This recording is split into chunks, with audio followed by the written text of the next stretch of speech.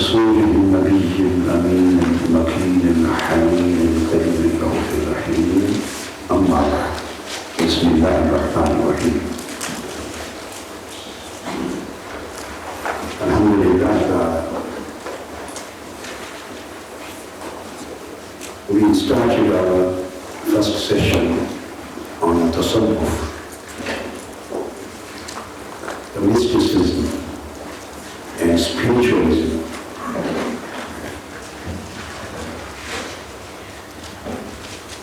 And we discussed in the beginning the link of the subject of Tasawwuf and the link between subject of Tasawwuf and al-Hidayah in relation with the title of this camp.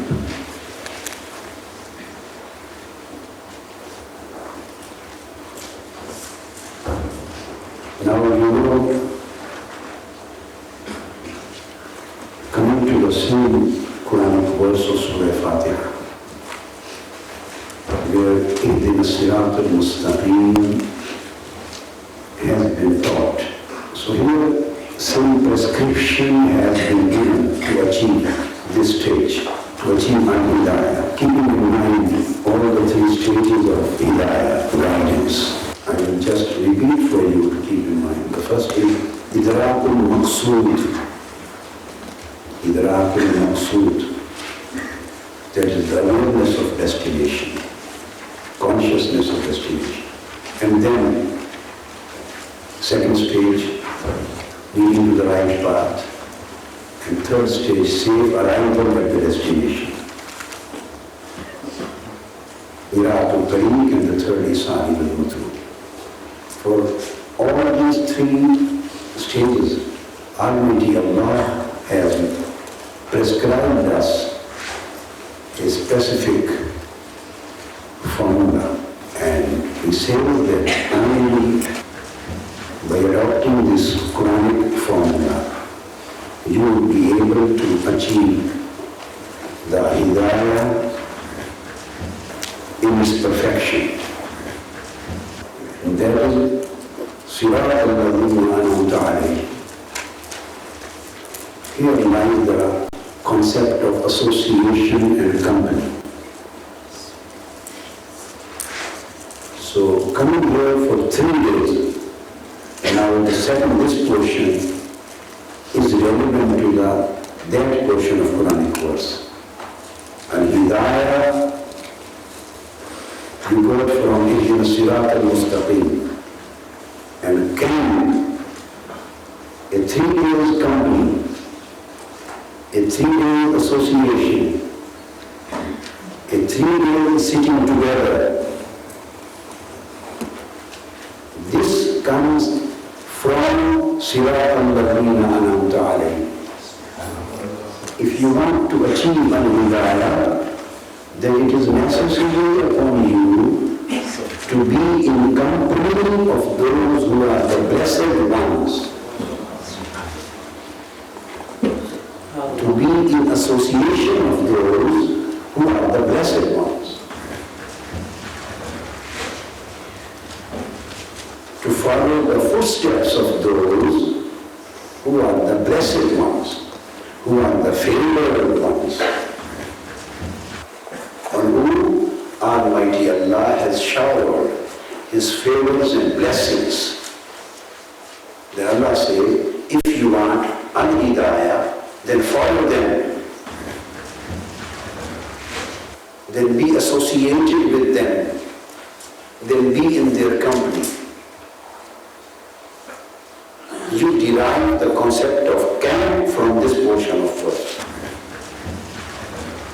In order to get Hidayah, let us come and sit together in a company which is the blessed one, which is a blessed company, which is the favored company. This is Almighty Allah's commandment. Sirat al-Ladhina an'amta alayhim. Almighty Allah could have said that the right path of Sirat al-Mustaqim is the path of Quran. He could have said, Sirat al-Mustaqim is the path of the Sunnah of my Prophet. He could have said this. He could have said that Sirat al-Mustaqim, right path, is in fact the path of my teachings and commandments. But here in this Quranic verse, none of these kind of references has been made. The only reference made here, the only instruction given here, and the only prescription given here is the company of the guided people, the company of the blessed people, the company of the favored people. Follow them, be their associates, be in their company. Kunu mas-sadiqin. Because these are the people who were blessed by Almighty Allah and favored by Almighty Allah. So Almighty Allah showers His guidance, His al-hidayah on them, and if you be their associates, they will transform their guidance to you. So Almighty Allah has personified al-hidayah. So He has not left the concept of al-hidayah as an abstract idea. The al-hidayah has not been left as just a concept. It has not been regarded just as the teaching. It has not just regarded just as a commandment. It is not for hidayah. You are not referring to the text of Quran and Sunnah. Go and read, get hidayah through Quran. Go and read Sunnah of my Prophet. No trying to go to the Sunnah of my Prophet and derive my hidayah from there. Of course, the source of al-hidayah is Quran. Source of al-hidayah is the Holy Quran. Is the Holy Sunnah of Prophet sallallahu alaihi wasallam. No doubt on that. But Almighty Allah has not prescribed you this formula. He has commanded you in order to get al-hidayah from Quran and Sunnah, in order to achieve this al-hidayah, of which hidayah, which has been laid down in Quran and Sunnah, which has been prescribed in the text of Quran and in model of the Sunnah of Prophet sallallahu alaihi wasallam, which has been delivered through the Holy Quran and the Sunnah of Holy Prophet. If you want to receive this guidance, this hidayah, the only way to receive this hidayah safely, with protection, with guarantee of safety and security. Protection from what? From the attacks of Satan, from satanic attacks. The one who has announced that he is going to take the people astray from the right path, from the path of al-hidayah. If you want to remain protected from his interference and his control, and you want a safe arrival at the stage of al-hidayah, then Siratul Ladina Anamta Alayhim, the only way is the path of the people who were blessed by my showers, who are the blessed ones. One condition, be in their company. And the second condition, disassociate yourself from those who got astray and who became prey of Allah's wrath, who were punished by Almighty Allah, who were awarded by the wrath of Almighty Allah, and who were misguided. Disassociate yourself from them. Now it's up to you appreciate these people and to differentiate between the two. Who are the blessed ones and who are the misguided ones. But the condition of the safe arrival at the destination, the condition of the safe reception of al-hidayah is the company of the blessed people and disassociation from the misguided people.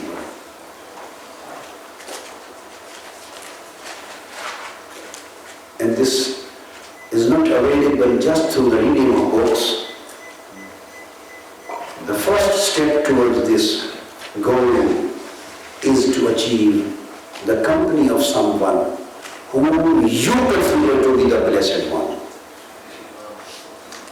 Somebody else may consider anybody else.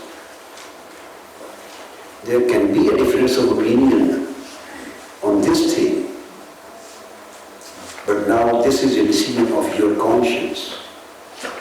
Almighty Allah has granted you and everybody with a conscience, with a mind, with intellect, with the ability of differentiation. So now it's up to you to differentiate between the two.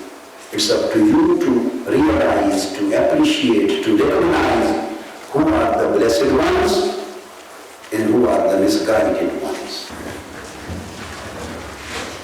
But the main fact remains the same, that guidance and misguidance both have been personified.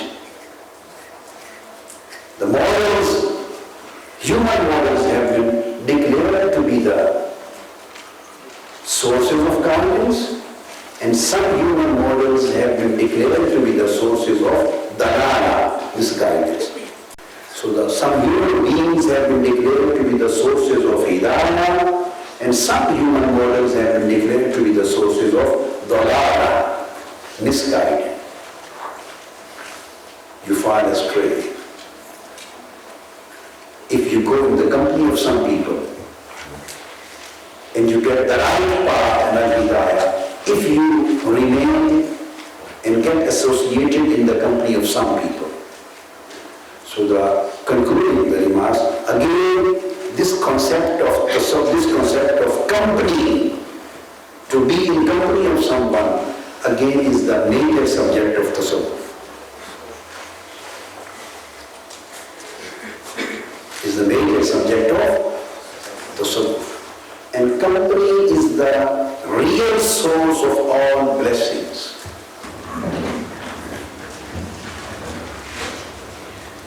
This is not my subject of discourse today, otherwise it needs hours and hours to explain. But this is not our subject. I am just giving you a hint. Company is the real source.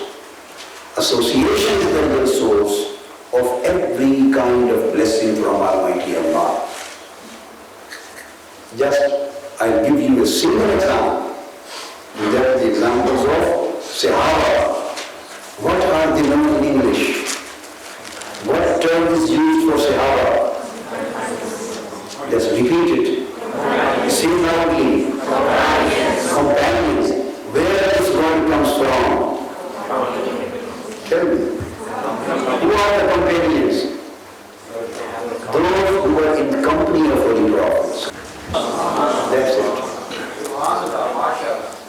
No other title was given to them. No other identity was given to them. No other appreciation. They had many virtues. They had many qualities in their personalities. They had many abilities. They conduct lots of acts of piety, many acts of righteousness. They were knowledgeable. They had knowledge. But they were not given the name of al-ulama. They were knowledgeable, but they were not given the name of alim. They were given the name of sahabi. They did jihad. They fought and sacrificed their lives in the way of Allah. but they were not given the title of Mujahid, although they were Mujahids.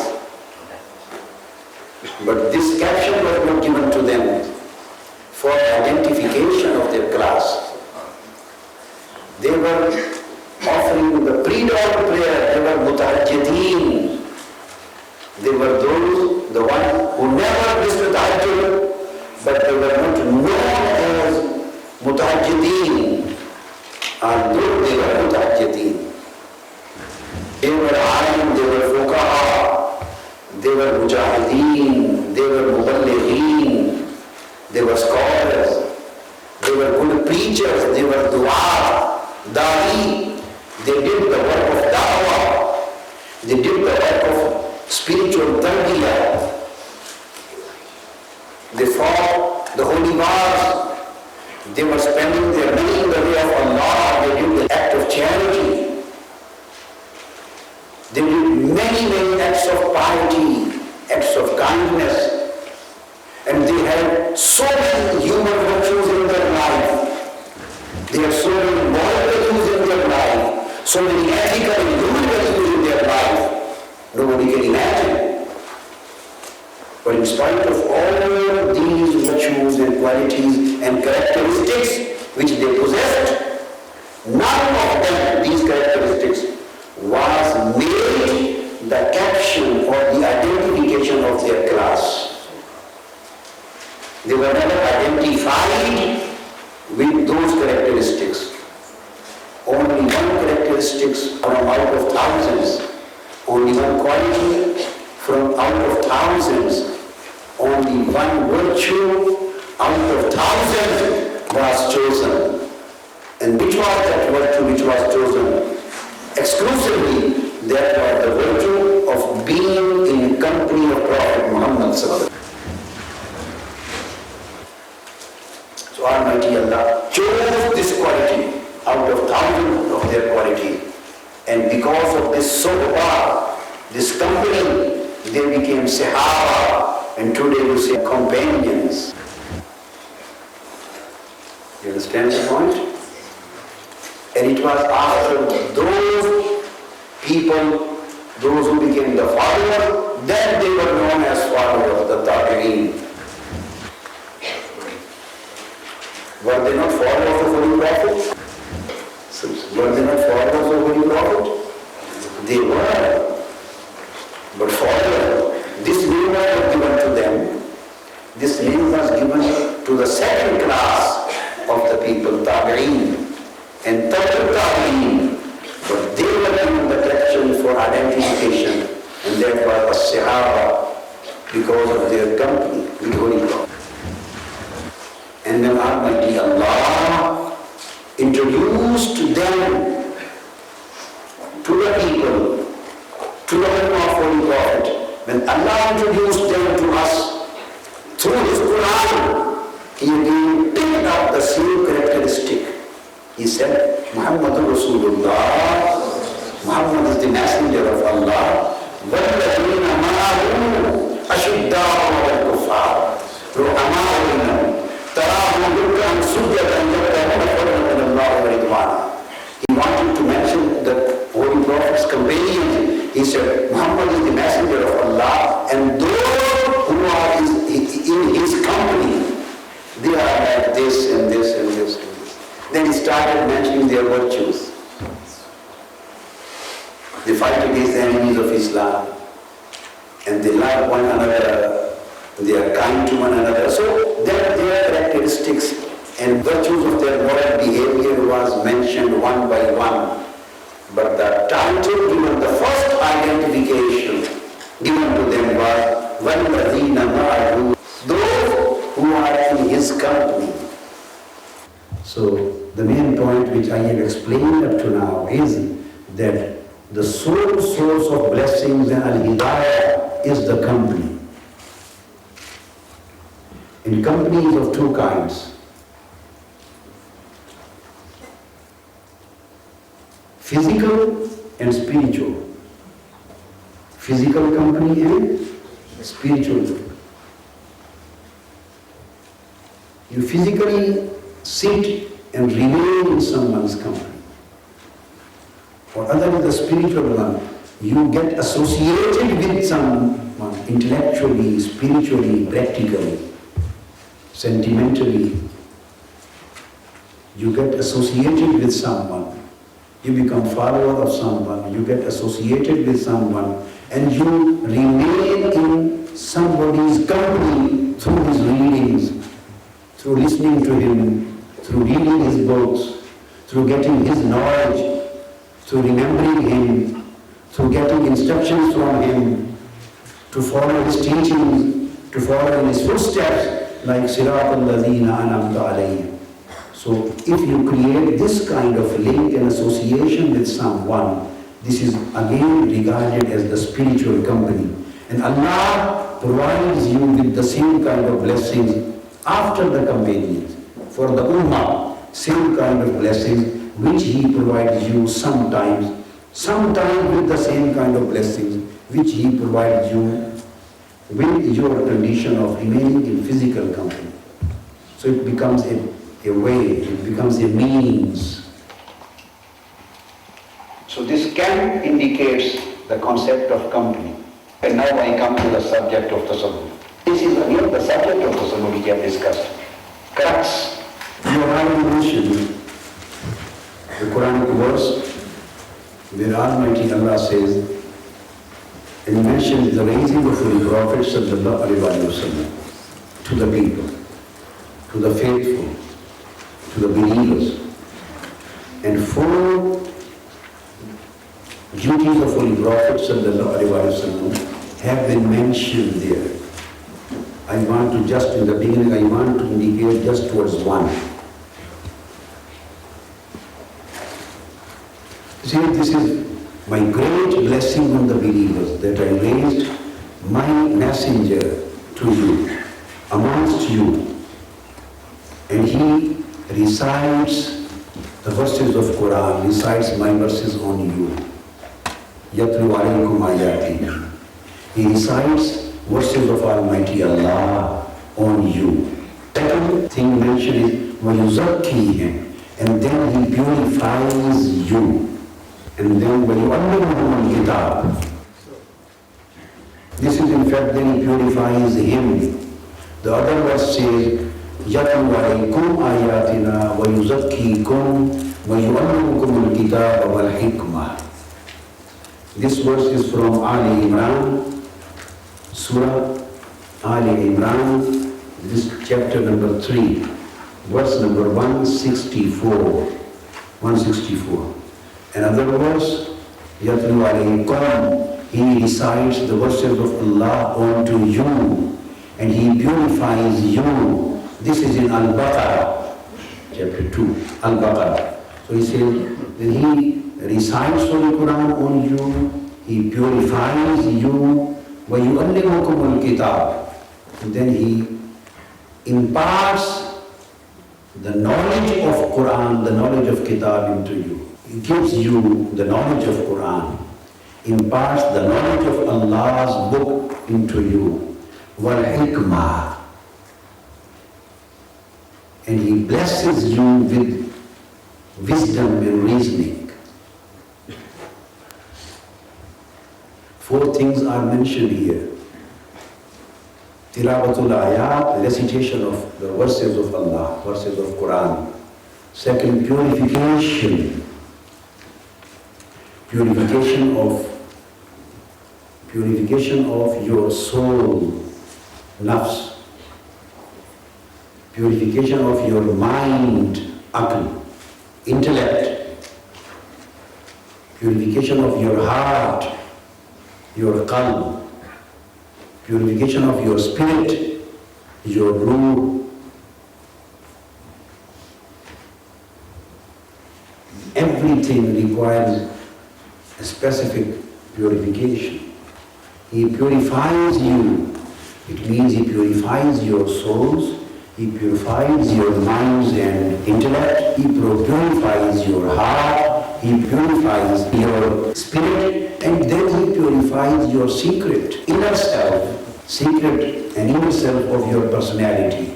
He purifies your outer self He purifies your inner self. So this is a very vast term, purification. And the third is education. Impartition of knowledge. And the third is impartition of wisdom and reasoning.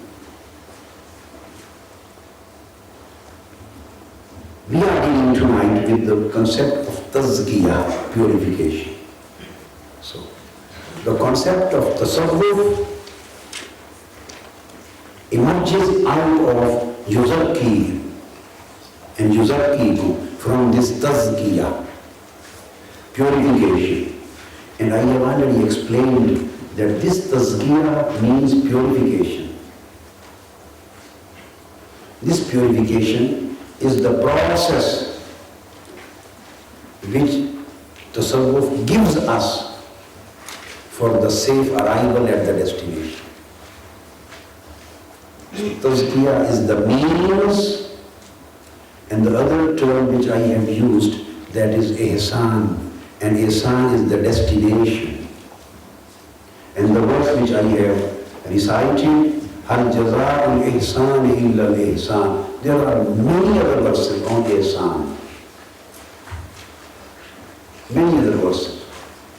And again there are many other verses on tazkiyah. Lot many verses. قَدْ أَفْلَحَ مَنْ زَكَّاهَا وَقَدْ خَابَ مَنْ دَسَّاهَا. He is the successful who purifies himself. He is the successful one who purifies himself and his soul. Allah says, only he is the one who achieves success. He becomes Muslim. He becomes the man of ihsan.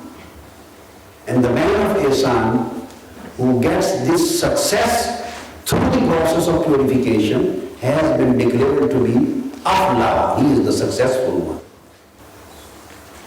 And ihsan, this was that there is no other reward for ihsan other than ihsan. This is in Surah Ar-Rahman, verse number 60. Just I wanted to quote the reference. Surah Ar-Rahman, verse number 60. Now, just the word tasawwuf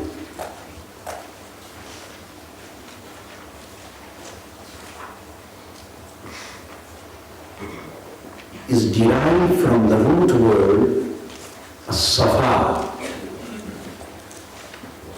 And safa means purification. The literal meaning of the word tasawwuf, literal meaning. So now we are coming next to this aspect, that what tasawwuf is. Some people think as if it is some innovation, bid'ah, as if this was introduced from outside in Islam. Some people, because of their lack of knowledge or insufficient knowledge of Quran and Sunnah, insufficient knowledge of Quran and Sunnah, or because of their lack of depth in Quranic knowledge and Quranic wisdom, because Quran says that you can't achieve the thing just with knowledge, you require knowledge and wisdom together. Wisdom is the depth, knowledge is the surface. Knowledge is knowing something, and wisdom is the reaching to the real depths. So, because of lack of some depths of knowledge, some people consider, and you can say because of their biased, limited and narrow attitude, the narrow concept of Islam, they think as if tasawwuf is a bid'ah, is innovation. That's wrong, totally wrong. Some people think that as if this was an external philosophy introduced to Islam, inculcated in Islam, and this was borrowed either through Christianity or through Hinduism. This is again totally wrong. Christianity had its own concept of spiritualism, and that was known as Rahbaniyya. It had its own.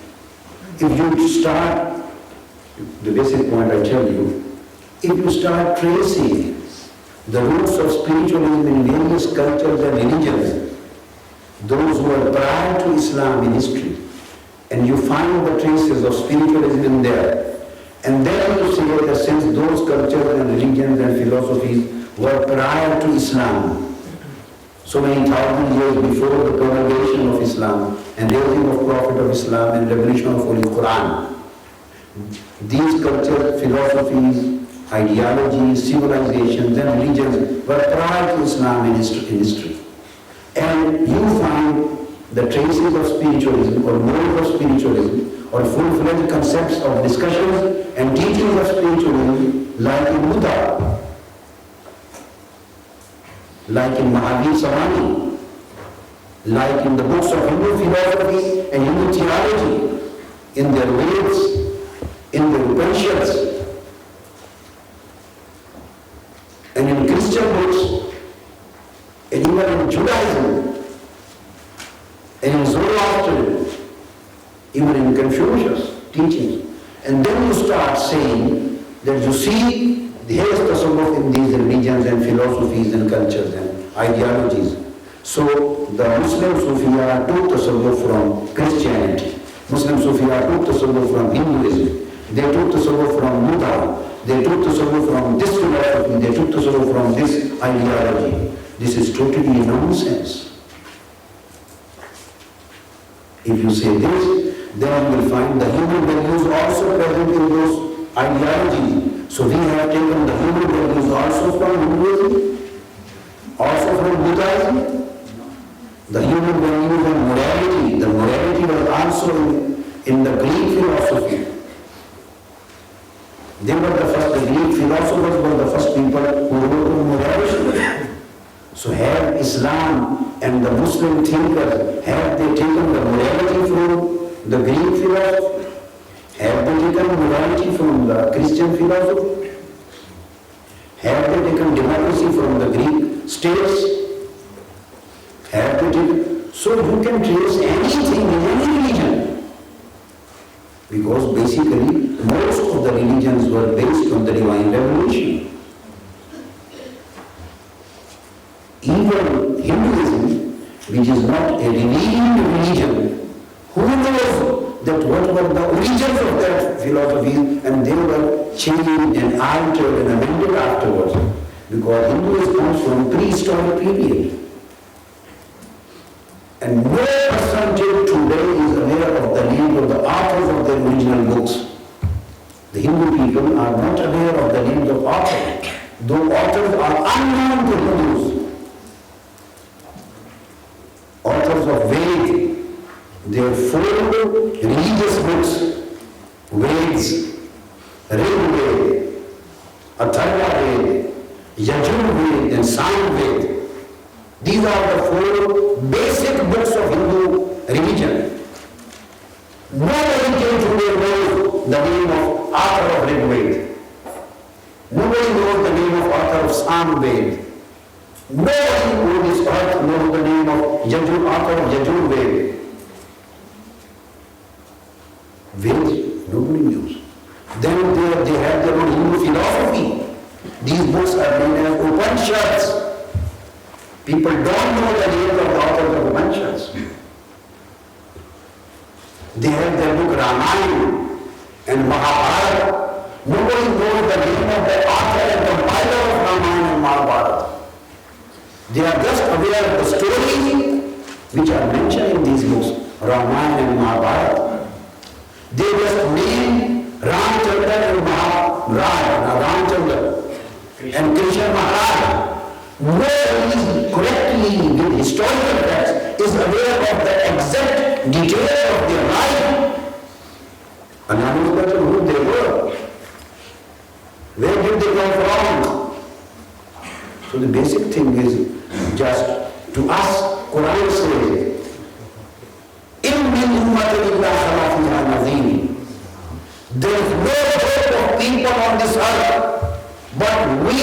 sent some messenger to them.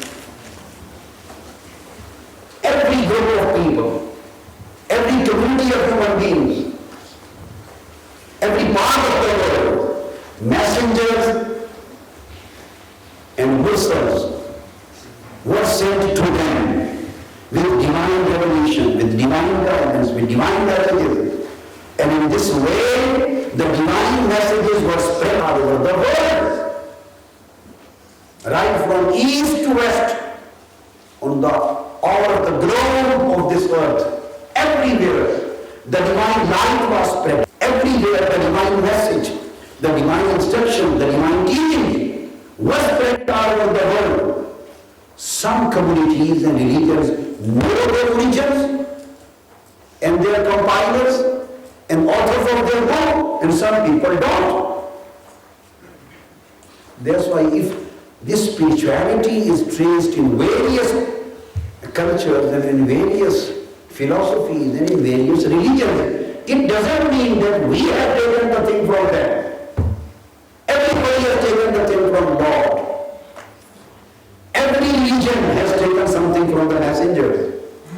Every philosophy originally, directly or indirectly, has inferred all these good virtues and values and teachings from the messengers, from the prophets, directly or indirectly. And every religion primarily got the basic guidance from Almighty Allah, which was revealed through His messengers on the earth, and then it was spread all over the world. The basic concept, in min ummatin illa khala fiha nadhir.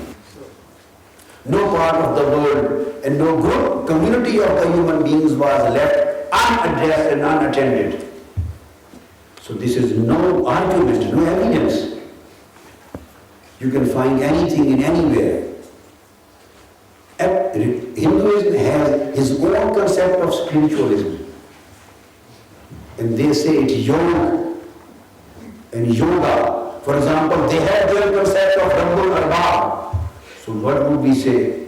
We have got the concept from them. To them, the Lord of the universe is known as Brahma. Then is Shiva. Then is Vishnu. They believe in three baskets. The Christians believe in Trinity. What do we say? The Christians have taken the philosophy of Hindus. They believe in Trinity. Trinity. They have the concept of three gods. 3 in 1 and 1 in 3. Brahma, Shiva and Vishnu. And Christians believe in Trinity. So what would we say? They are taken from them or they are taken from them? So this kind of evidence and argument is no reasonable thing. Every religion has its own roots, its own history, its own perception, its own teachings, its own way of developing the things. Tasawwuf in Islam is totally derived from Quran and Sunnah. In the same way as tafsir, hadith, fiqh, morality in each and every Islamic science of Sharia was derived from Quran and Sunnah. It emerged out of the Quranic revelation and the Sunnah of Holy Prophet and the practice of the companions. The difference was only this, that each and everything was given in Holy Quran and through the Sunnah of Holy Prophet sallallahu alaihi wasallam.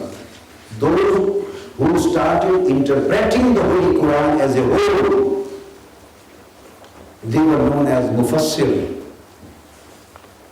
the authorities of Tafsir, the Mufassirin. Those who specialized in interpreting the Holy Quran, in the commentary of Holy Quran, in explanation of the Holy Quran. So they began to be known as A'immatul Tafsir. And this subject was known as Tafsir. So this became an exegetical science of Quran. Those great authorities of Islam in the early centuries, those who specialized in the laws and commandments given in Holy Quran and Sunnah of Holy Prophet sallallahu alaihi wasallam about halal and haram and about fard and about wajib and about sunnah and about mustahab and about makruh and about mubah and jaiz and the details of the laws, legal science, about salat and about fasting and about hajj. So those who specialized in the laws of Quran and Sunnah, they were known as fuqaha. So there was a law in the Jewish Sharia, there was law in Torah, and there were books of law within Jews. So would we say that we have got Sharia from Jews? Can somebody say? No. They had their own Sharia. لِكُلٍّ جَعَلْنَا مِنْكُمْ شِرْعَةً وَمِنْهَاجًا. It is Quran.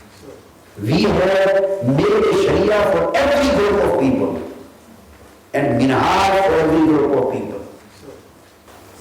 And this is where we derive the word minhaj al-Quran. Quran says, لِكُلٍّ جَعَلْنَا مِنْكُمْ شِرْعَةً وَمِنْهَاجًا. Minhaj. So Allah says that we gave Sharia and minhaj to everyone. They had their own Sharia and they had their own minhaj, the path. So those Muslim Islamic authorities in the early century who specialized in compiling, interpreting, classifying and categorizing the laws of Islam from Quran and Sunnah, those who corrected the verses of Holy Quran containing the material of law, they were known as fuqaha, the jurists. And those who specialized in collecting and compiling the traditions of Holy Prophet sallallahu alaihi wasallam, his sunnah and his hadith, those who traveled all over the world, long distances to collect ahadith, the traditions of Holy Prophet. And then they compiled the ahadith of Holy Prophet in their books. And then they classified the ahadith. Then they categorized them and they prepared the books. So those who got specialized on the subject of hadith, on the sunnah of Holy Prophet, they were known as muhaddiseen, a'immatul hadith. One group was known as a'immatul tafsir because they took the subject of interpreting the Quran as a whole. Some were known as a'immatul hadith, those who took the subject of compiling the traditions of Holy Prophet.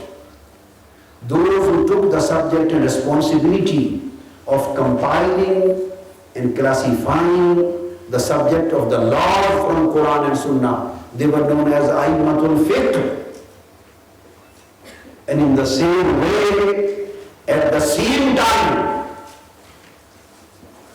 when the great authorities of Islam were traveling all over the world to receive the traditions of Holy Prophet from various individuals through the chains of authority, and they were busy in collecting the ahadith, and they were busy in compiling them in the books and volumes. And they were busy in classifying and categorizing them on the basis of the level of their authority. So they were developing the subject of hadith. At the same time, when the great authorities of Islam were busy in collecting the laws and commandments of Quran and Sunnah, and they were compiling them in the form of books, and they were being regarded as the a'immatul fiqh. Even before them, there were some great authorities of Islam, the torch bearers of Islam, the great reliable leaders of Islam. At the same time, in the same age, they were living together. They were friends. They were helping one another. They had an academic interaction. They were giving the knowledge to one and receiving from other. At the same time, in the same age, there were some authorities who collected the verses of the Quran and traditions of the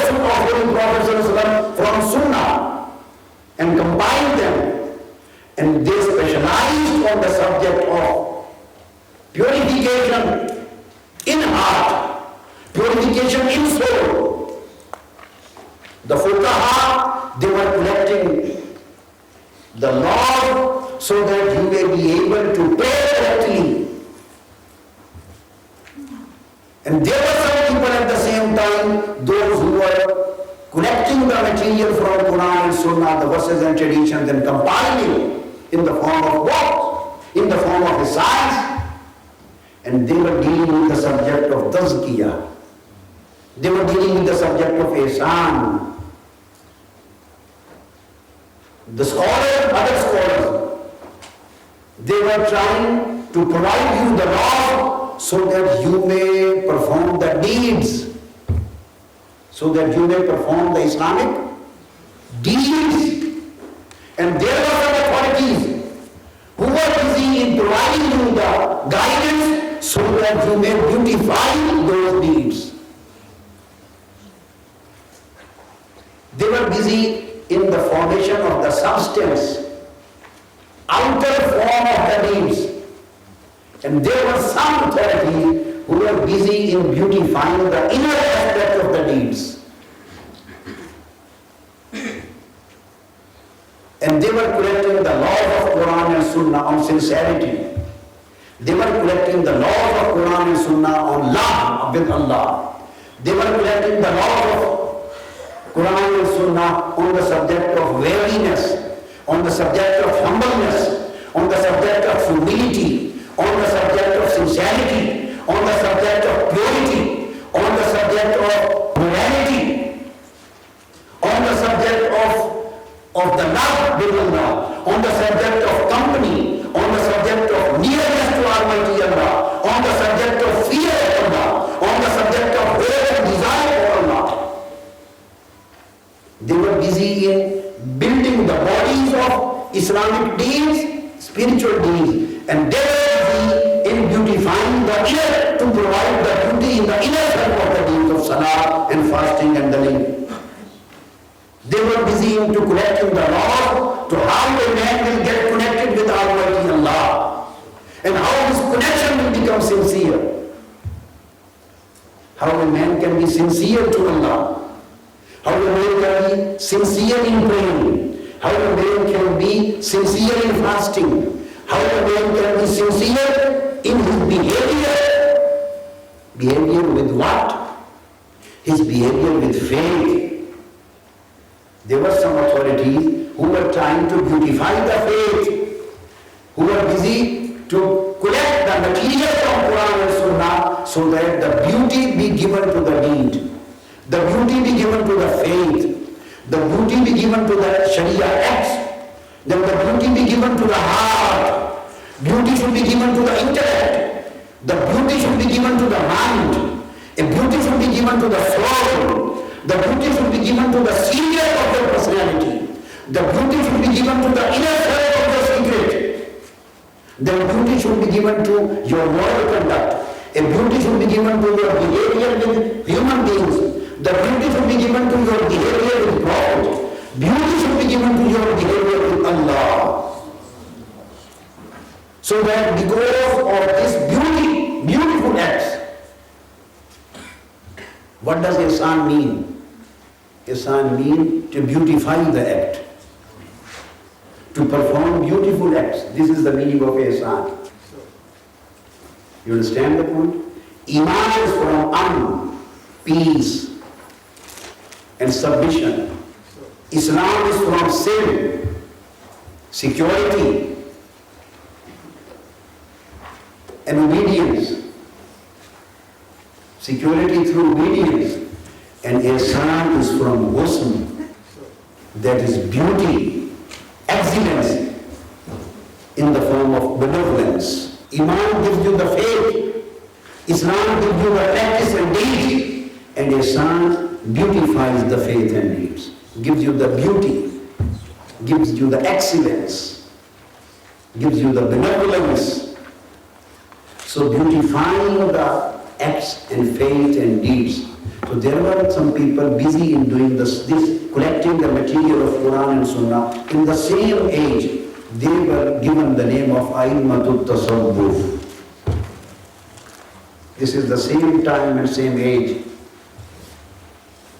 Some of the companions were specialized in tafsir and their companions. So at the time when Imam Bukhari was compiling Sahih Bukhari, and Imam Muslim compiled Sahih Muslim, and Imam Tirmidhi compiled Sahih Jami Tirmidhi, and Imam Ahmad bin Hanbal compiled his Musnad, and then Imam Azam Abu Hanifa before them, he compiled Islamic laws and provided you the base of Al-Fiqh-ul-Islami, the first compiled fiqh of Sharia of Islam. And then Imam Malik compiled the laws of Islam and provided you al-fiqh, you know as al-fiqh al-Maliki. Then Imam Shafi'i compiled the laws of Islam. And you became aware of al-fiqh al-Shafi'i. Imam Ahmad bin Hanbal compiled the fiqh, the law of Islam, the Sharia, commandments, law. So it became al-fiqh al-Amali. So at the same time when Imam Azam and Imam Malik were busy to do it, and Imam Ahmad bin Hanbal were busy to compile the Sharia, they did before Imam Bukhari and Muslim and Imam Tirmidhi. They came afterwards. They were prior to them. At the same time, there were great Imams, I will name now, just later we are coming to that. At the same time, the subject of Tasawwuf was compiled by the same Imams and scholars. So how can it be considered that this is Bid'ah? This was compiled before Hadith. So if this is Bid'ah, so one can say that Hadith is also Bid'ah. And Tasawwuf was taken from Hadith. Tasawwuf was taken from Quran. In the same way as Al-Fiqh was taken from Quran and Al-Fiqh was taken from Hadith. Why? Because they were performing a specific duty, and that was the duty of Safa, purification of the people. Safa, this is the root word of Tasawwuf, one. Then there is another root word of Tasawwuf, that is As-Safu. Safa means purification. And As-Safu. As-Safu. So this is the second known to be the second root cause of the word Tasawwuf. Some scholars say that word Tasawwuf has been derived from As-Safu.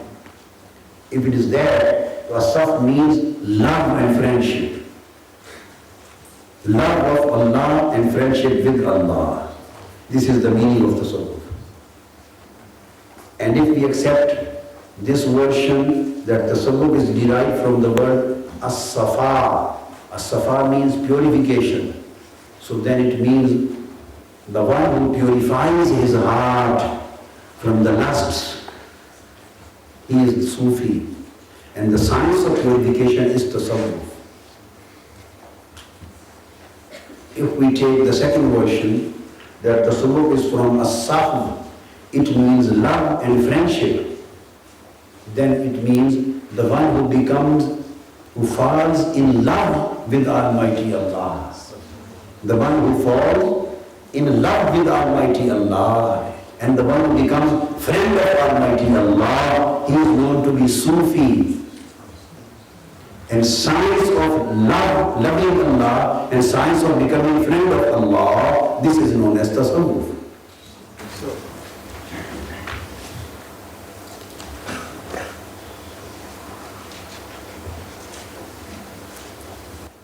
Third very important thing, some of the scholars say that this is derived from the word Suf. Suf. Suf means woolen dress. So those people who established their sincere and intense spiritual commitment in their lives, who developed their sincere and intense spiritual commitment with purification, with friendship with Allah, and His worship, sincerity in His worship, purification in His worship. So some of them used to wear the woolen dress because this was the sunnah of Holy Prophet. This was the sunnah of many prophets. Sunnah of Sayyidina Musa alayhi salam, sunnah of Sayyidina Isa alayhi salam, and many other prophets, and many of the companions. And Holy Prophet praised this woolen dress. Some people, because of this link, they started wearing this dress. And people say, those who were wearing this dress, along with those spiritual characteristics, they were known to be Sufis, and their subject was known as Tasawwuf. I'm giving you various versions. The fourth is, again, As-Suf. Its meaning of As-Suf, again its meaning, one meaning, is to concentrate on, to be very attentive and concentrated on one thing. If you become extremely attentive and concentrating on one thing, you just concentrate on one thing instead of just taking your mind here and there. You just make your mind, your thinking, your mental inclination exclusive towards one direction. If you make your thinking, your mind, your heart, your wish, your inclination exclusive towards only one direction, and that is direction of Allah. So this exclusive direction is known as Suf. And Tasawwuf means the one who becomes free of frustrated thinking, and he concentrates only on one direction, and that is the prayer of Allah.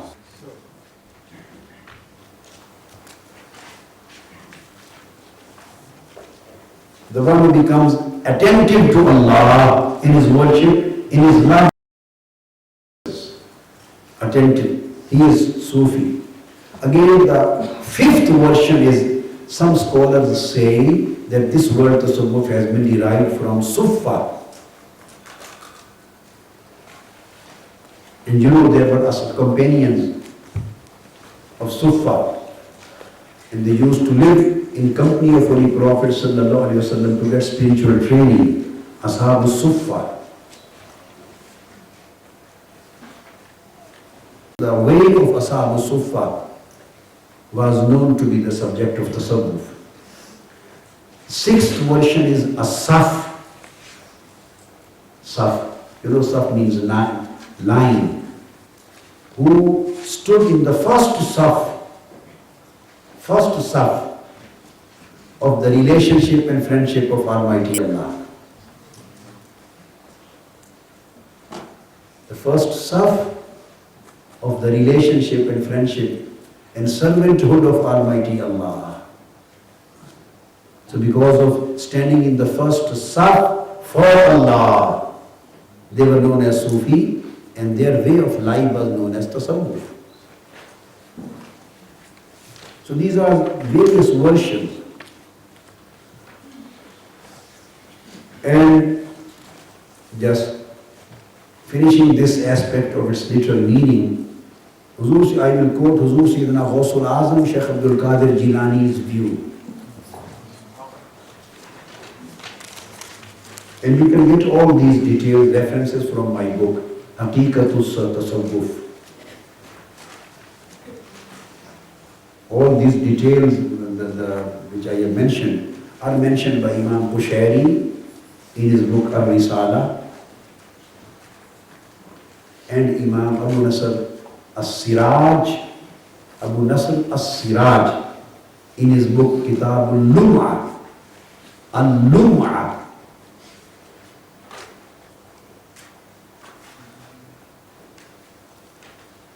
And Dr. Ganjubakhsh Ali Al-Hujwairi writes in his book Kashful Mahjoob, Kashful Mahjoob.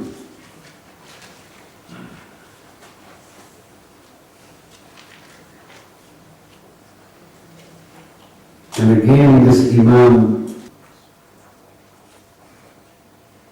in Shaykh-ul-Ta'arruf, Imam Abu Bakr Al-Kalabadi, Shaykh-ul-Ta'arruf, a great book on the doctrine of Tasawwuf. And in many other books you can find. I have quoted Risala Qushayriya, I have quoted Kitab-ul-Lum'ah for reference. And I have quoted Kashf-ul-Mahjub. And I have quoted Awarif-ul-Ma'arif, yes, by Shaykh Suhrawardi. Awarif-ul-Ma'arif, by Shaykh Suhrawardi.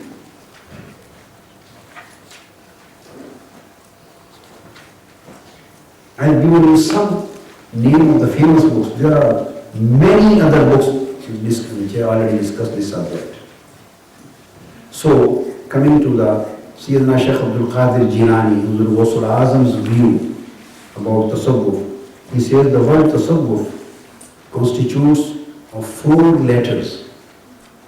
He said Tasawwuf constitutes of 4 letters. And in fact, Tasawwuf constitutes of 4 meanings. Ta indicates tawbah. This is Tasawwuf, what he said. By Ta, first letter, is for tawbah, repentance. This is Tasawwuf. You start your spiritual life from repentance, external and internal, both. Second word, swad. He says swad is for safa, the purity. Purity of your heart and purity of your soul. Swad, for safa. And safa means purity. Then he says, third letter of Tasawwuf is Vaw. And Vaw is for Vilaya. And Vilaya means love and friendship of Almighty Allah. Love and friendship. Wali is the lover of Allah and the beloved of Allah. Wali has 2 meanings, the lover of Allah and the beloved of Allah and friend of Almighty Allah. He is known as Wali. So Vilaya, friendship of Allah. This is the third letter it means. And the fourth is Fa. Fa is for Fana. Fa is for Fana. And Fana means to finish your desire in desire of Almighty Allah.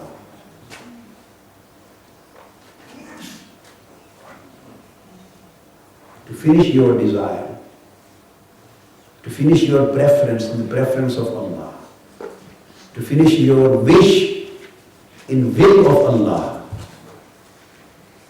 extinguishing yourself and your identity of lusts, identity of your physical personality, identity of likings and dislikings, identity of your own personal preferences, of your nafs. If you extinguish all these identities and finish them into the will, the preference, the amr, the commandment and the order and pleasure of Almighty Allah, this is fana. You have extinguished and finished yourself in Him. He says, this is the fourth letter and here lies the perfection of Tasawwuf. So, this is the meaning of Tasawwuf. Now, I will give you reference of just names and references of some books,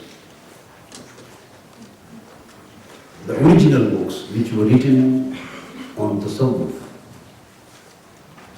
And these books were written, as I have already mentioned, at the same time when the books on Hadith and books on Al-Fiqh-ul-Islami were being written and compiled. So there is no room to say and to think that this is a subject, Tasawwuf, or an innovation, astaghfirullah, which was introduced in later periods. No, absolutely no. And secondly, authorities, personalities were the same. Those who were doing the work of Hadith, same personalities were doing the work of Tasawwuf. If they were creating an innovation in Islam, then Bukhari Sharif has gone away.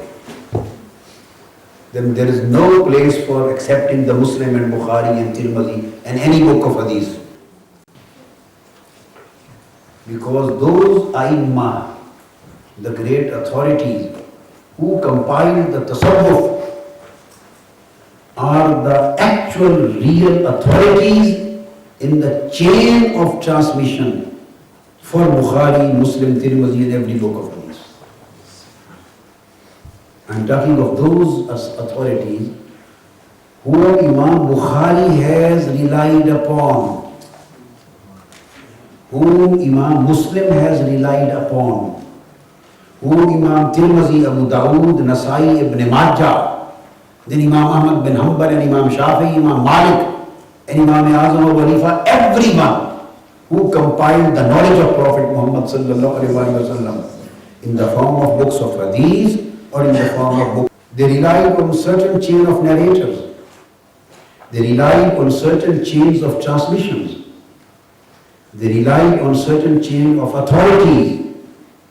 They relied upon certain great personalities who were transmitting the knowledge of Holy Prophet, who were transmitting the traditions of Holy Prophet, who were transmitting the sayings of the companions and their companions to them. And they were collecting and compiling their reports in the books. And through this process, the book of Imam Bukhari, Al-Jami As-Sahih was coming into existence. And Sahih Muslim was being compiled and being written. So if we negate the authenticity, the reliability of these personalities, then you can't find any room for reliability of Sahih Bukhari, Muslim or any book of hadith. So all literature of Islam has gone away then. Then you have nothing to rely upon. You understand my point? Starting from this point, let me tell you, there are two great personalities who were given a special title, first time in the history of Islam, in science of hadith. And that title was Amirul Mu'mineen fil Hadith. Amirul Mu'mineen fil Hadith. What I am saying? Amirul Mu'mineen fil Hadith. This is the highest title in the science of Hadith ever given to any Imam. And after them, the people in later periods, the people coming in later periods, they gave this title to Imam Bukhari. But I am talking of those two personalities who were Amirul Mu'mineen fil Hadith much earlier than Imam Bukhari. And they were shuyukh of Imam Bukhari. They were in the chain of transmissions of Sahih Bukhari and Muslim. Who were these two? One was Imam Abdullah bin Mubarak. Imam Abdullah bin Mubarak. Other was Imam Sufyan al-Thawri. You should be aware of the fact. These both are known as Amirul Mu'mineen fil Hadith. And Imam Abdullah bin Mubarak is the teacher, is the Shaykh of Imam Bukhari's father. Imam Abdullah bin Mubarak is the Shaykh of Imam Bukhari's father. Imam Bukhari's father, Imam Ismail al-Bukhari. He spent many years in the company of Imam Abdullah bin Mubarak and received knowledge from him and served him as a student. So let me explain one another point here. And this Imam Abdullah bin Mubarak, the Shaykh of Imam Bukhari's father, he was one of the most prominent students of Imam Azam Abu Hanifa. One of the most prominent students of Imam Azam Abu Hanifa and his followers in fiqh. This was just a piece of knowledge for you, information. Coming to the same point. So these two great authorities, shuyukh, Amir al-Mu'mineen fil Hadith, Imam Abdullah bin Mubarak and Imam Sufyan al-Sawri. So by being Amir al-Mu'mineen fil Hadith, it means no other scholar of that time had that level of recognition and that level of authority and that level of reliability as these two personalities had enjoyed in the science of Hadith and history of Hadith. They held the highest titles in the science of Hadith. And they are the shuyukh of Imam Bukhari, they are the shuyukh of Imam Muslim, they are the shuyukh of Imam Tirmidhi and all other A'immah of Hadith. Everybody finds his name, their name, in their chains of authorities and their chains of transmissions in their book, where they have received the hadith of Holy Prophet from. You understand my point? These two great Imams, both of them were the Sufis of their time. They were A'immah of Tasawwuf too. They were the original, the Imams of Tasawwuf of very early periods. In the same way, all these Imams, including Imam Azam Abu Hanifa, they were students of Imam Hassan Basri. Imam Hassan Basri, the great Imam of Islam, rather one of the greatest Imams of Islam. Everybody got from him through his chain. Most of them, Imam Azam Abu Hanifa, these were students of Imam Azam Abu Hanifa and grand students of Imam Hassan Basri, grand students. So Imam Hassan Basri was one of the founders of the schools of Tasawwuf. One of the founders of the schools of Tasawwuf. Much earlier than Imam Bukhari and Imam Muslim came. Even 100 years before, they died 100 years before birth of Imam Bukhari. 1 century before Imam Bukhari, and Imam Muslim, and Imam Tirmidhi. And Imam Hassan Basri says, I saw among the companions of Holy Prophet 70 Sahaba who they were Sufis of their time. Imam Hassan Basri says, I met 70 Sahaba of Holy Prophet who were Sufi of their time in Haram of Makkah. So Imam Abdullah bin Mubarak, Amir al-Mu'mineen fil Hadith, was one of the earliest authors of Tasawwuf. He died in 181. Imam Abdullah bin Mubarak, Amir al-Mu'mineen fil Hadith, and very famous book on Tasawwuf which he wrote and authored, and which is known to be one of the original sources of Tasawwuf, that is Kitab-ul-Zuhd. The original name was Kitab-ul-Zuhd wal-Raqa'iq, but it is famous just in the name of Kitab-ul-Zuhd. And this book is readily available on every shop in Makkah and Medina and Jeddah and Saudi Arabia.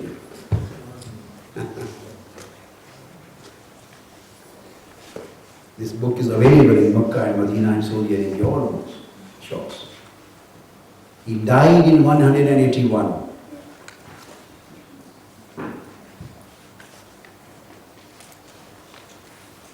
So this first book, at that time, Tasawwuf, academically, when they used to write in the terms of hadith, they used to use the term Kitab-ul-Zuhd, Az-Zuhd, War-Raqa'iq. This was a term academically used for the science of Tasawwuf. Another book written on the subject of Tasawwuf, its name was also Kitab-ul-Zuhd. Keep in your mind, most of the scholars and authorities who were writing on the subject of Tasawwuf, everybody was giving the same name to his book. because this name was famous for Tasawwuf in those days. So you have to differentiate by saying Kitab-ul-Zuhd li Abdullah bin Mubarak, yani Kitab-ul-Zuhd of Imam Abdullah bin Mubarak, Kitab-ul-Zuhd of Fulan, Kitab-ul-Zuhd of Fulan. Yani this is how you can differentiate. Name was same. The second, again, Kitab-ul-Zuhd was written, and author of this was Imam Waqi' bin al-Jarrah. So keep in your mind, again this scholar and authority was one of the great Imams of Hadith and one of the great reliable authority of Hadith. And you find his name in many, many chains of transmissions in Bukhari, Muslim, Tirmidhi, Abu Dawud, and Siyasita. So the Sufi Imams, at the same time, they were transmitting the Hadith, which material was being compiled by the Imam of Hadith, and at the same time, they were compiling the books on Tasawwuf. Both things were being done with the same hands. So how can we accept it that the same person, as far as the Tasawwuf is concerned, becomes an innovator and become a jahil and become a weak person in knowledge, and when the same person in case of transmission of hadith becomes the authoritative and the most reliable person. So dual standards and conflicting standards cannot be accepted. Imam Waqi' bin al-Jarrah died in 197. Then another Imam, his name was Imam Ibn Abi Shayba. Imam Ibn Abi Shayba. He wrote a very great book on Hadith, Musannaf Ibn Abi Shayba. And he is again from the shuyukh of Imam Bukhari and all other Imam of Hadith through various chains. And he was student of Imam Azam Abu Hanifa too. And the great Imam of Hadith, Imam Ibn Abi Shayba. You read many hundreds and hundreds of hadith you get from Musannaf Ibn Abi Shayba. He is the one who authored Musannaf. The first Musannaf written by him.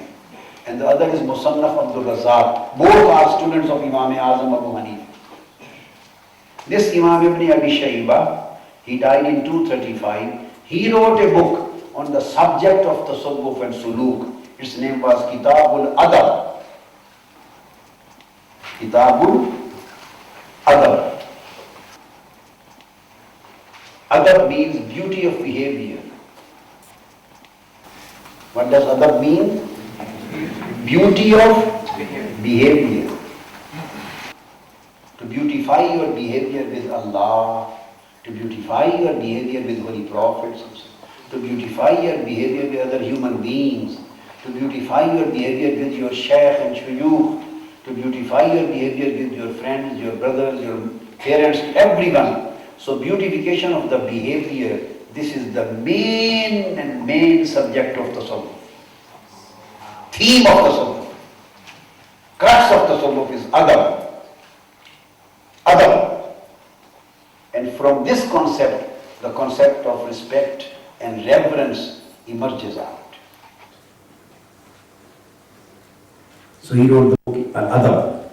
Then another great Imam of Hadith and Fiqh, Imam Ahmad bin Hanbal. Who is not aware of his name? Imam Ahmad bin Hanbal, the founder of Al-Fiqh Hanbali. So Imam Ahmad bin Hanbal. So he wrote a book, and the name of his book is Kitab-ul-Zuhd, which became the great original sources of Tasawwuf. I have all these books.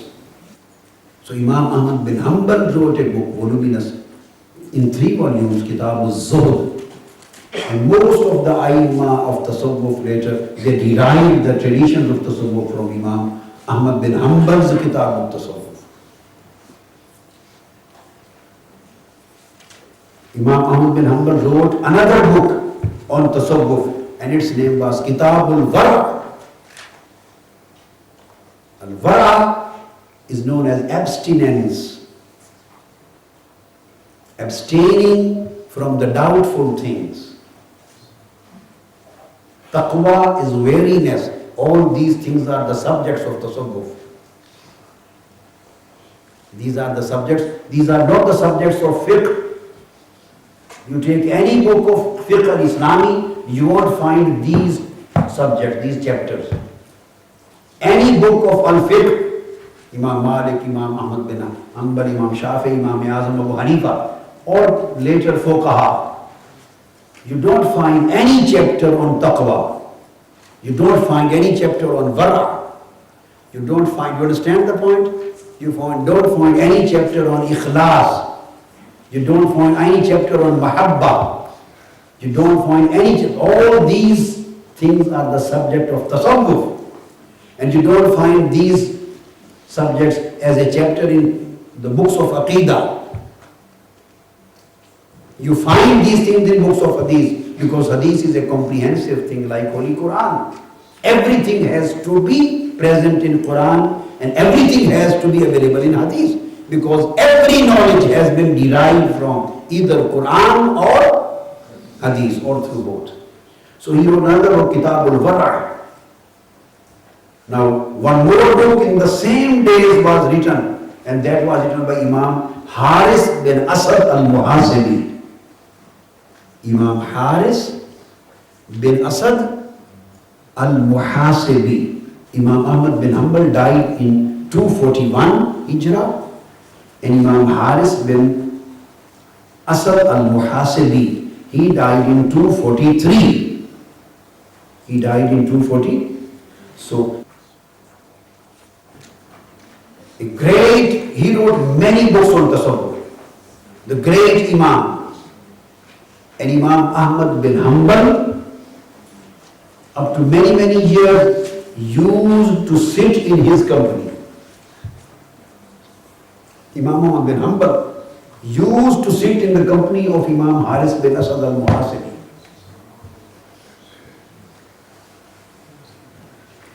In the beginning, once he asked one of his friends, that person was one of the murids of Imam Haris bin Asad al-Muhasibi, one of his followers.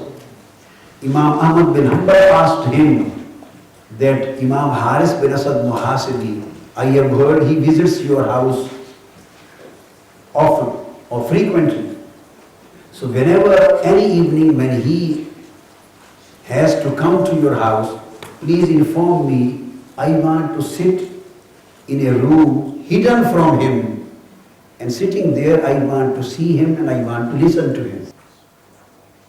So his friend arranged for Imam Ahmad bin Hanbal that evening when Imam Haris bin Asad al-Muhasibi had planned to come along with his followers. So they came, they prayed Isha, and they sat. So Imam Ahmad bin Hanbal could see him and they couldn't see him. He could see them. So after Isha they sat in a circle, halaqa. This is a very famous event, and dozens and dozens of Aimma, Ulama, Muhaddiseen, they have written on this event, and none of the authorities have denied of that. None of the authorities, rather they have interpreted this event in their own way. So he saw him.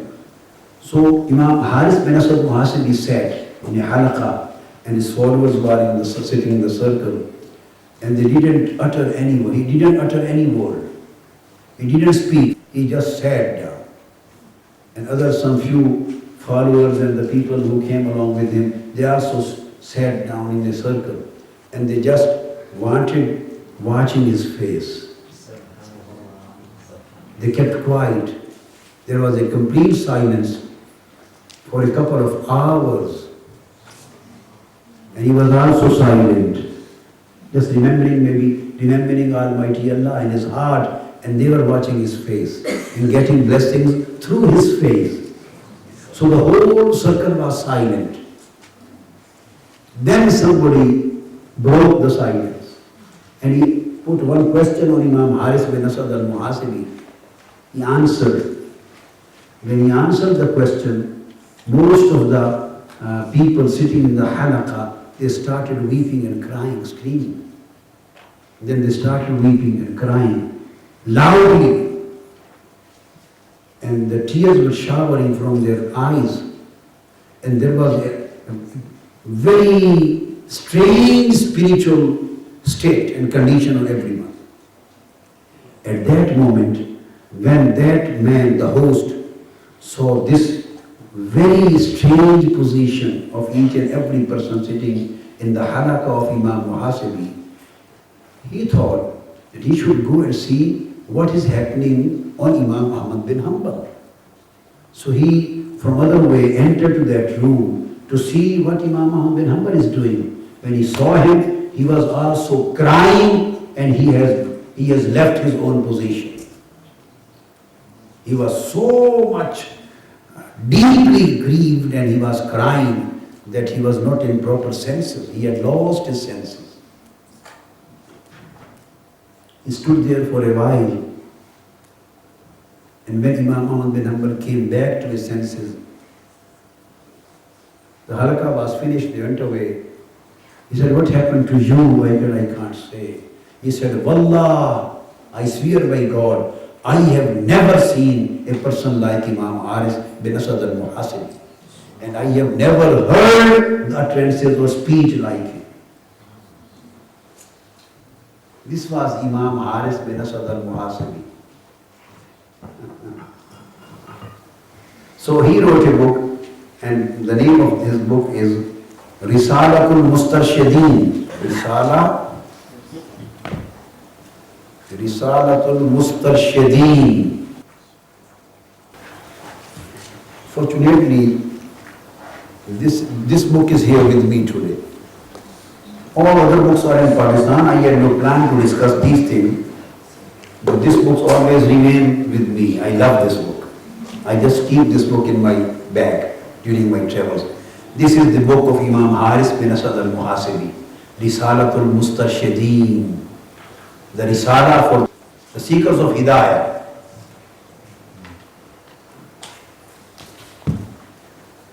Then he wrote another book, Kitabul-Qasd wa Ruju' ila-Allah.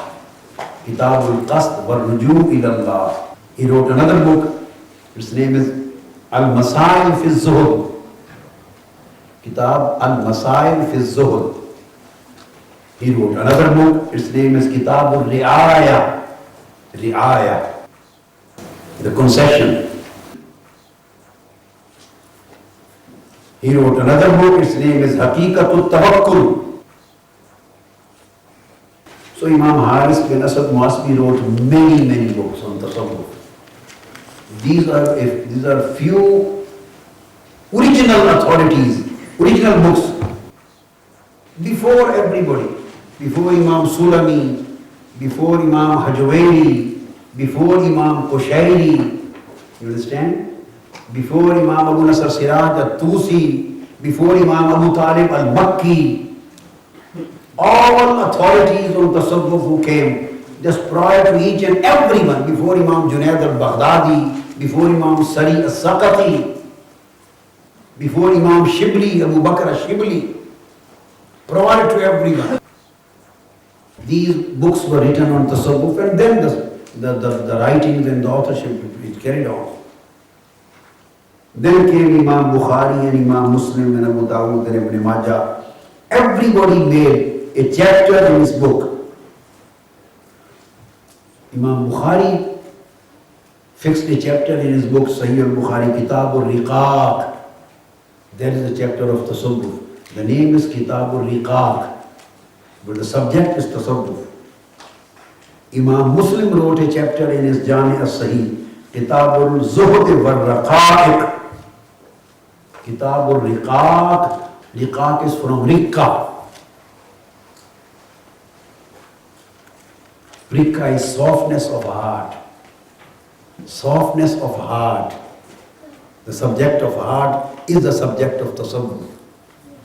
And then he wrote Kitab-ul-Zuhd wal-Raqa'iq. Imam Muslim brought 2 chapters on Tasawwuf in Jami' al-Sahih.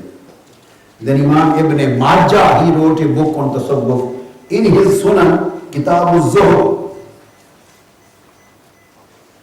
Imam Tirmizi, he wrote a chapter in his book Jami al-Tirmizi, Kitab-ul-Zuhud, and again Kitab Sifat al-Qiyamah, wal-Raqa'iq wal-Wara'. So I leave because then there is a long list of Aimma of Hadith who wrote many books on Tasawwuf, this subject, and they are known to be the Hadith sources of Tasawwuf. All Tasawwuf, material of Tasawwuf available in these books is in the form of Hadith. So Tasawwuf primarily is based on Hadith and Quran. These were the original sources of the early centuries, even before compilation of Bukhari, Muslim and Tirmidhi. I just mentioned a few books out of hundreds which were written in the early centuries of Islam, the authoritative centuries. I have just mentioned a few names, just to explain this fact that the Tasawwuf as a science, as a subject, as a practice, it would be haram to say, and it would be an ignorance to say, and it would be a misguidance to say that it is an innovation, or it was introduced from some outer sources. No, these were our Imams of Hadith and Tafsir of Quran and Imams of Fiqh who compiled Tasawwuf and transmitted the Hadith to Ummah. So this is an authoritative aspect which is always to be kept in consideration.